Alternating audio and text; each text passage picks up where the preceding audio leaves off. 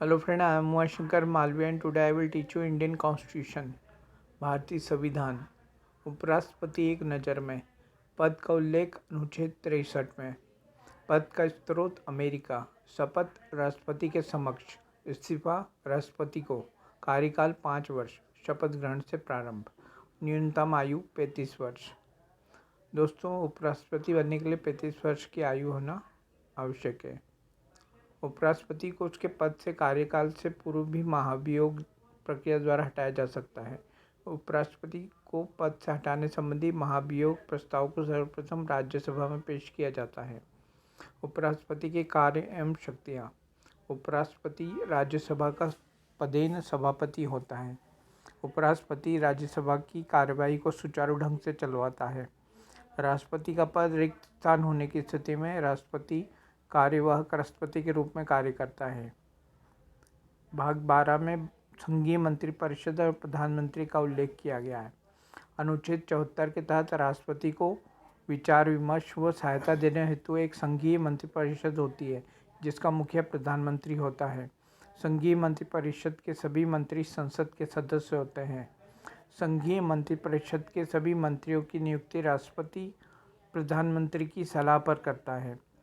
संघीय मंत्रिपरिषद के सभी मंत्री राष्ट्रपति के प्रसाद पर्यंत कार्य करते हैं। संघीय मंत्रिपरिषद के सभी मंत्री सामूहिक रूप से लोकसभा के प्रति उत्तरदायी होते हैं।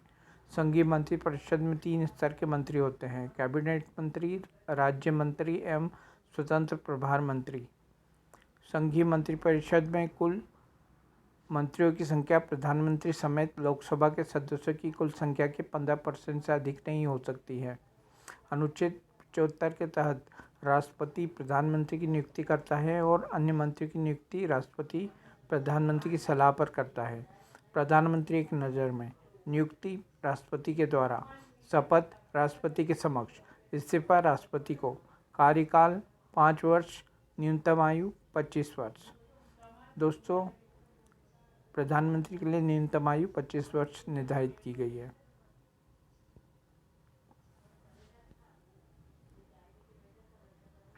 प्रधानमंत्री के कार्य एवं शक्तियाँ। प्रधानमंत्री संघीय कार्यपालिका का वास्तविक प्रमुख होता है। प्रधानमंत्री नीति आयोग का पदेन अध्यक्ष होता है।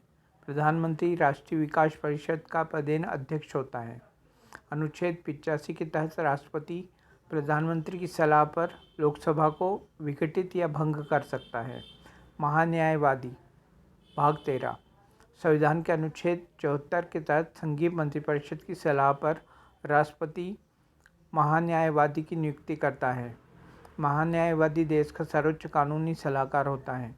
महान्यायवादी को देश के किसी भी न्यायालय में सुनवाई का अधिकार प्राप्त है।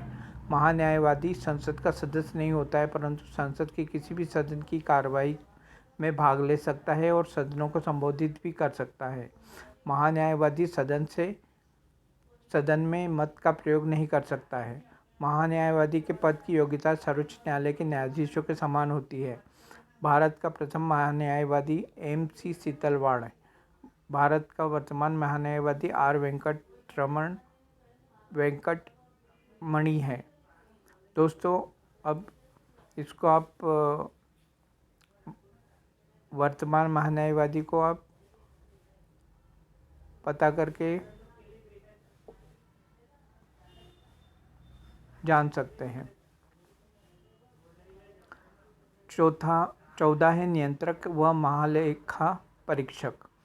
भारत शासन अधिनियम 1858 के तहत वर्ष 1960 में महालेखा परीक्षक पद का प्रावधान किया गया था। संविधान के अनुच्छेद 148 से 151 तक नियंत्रक एवं महालेखा परीक्षक के का उल्लेख किया गया है। CAG का उल्लेख किया गया है।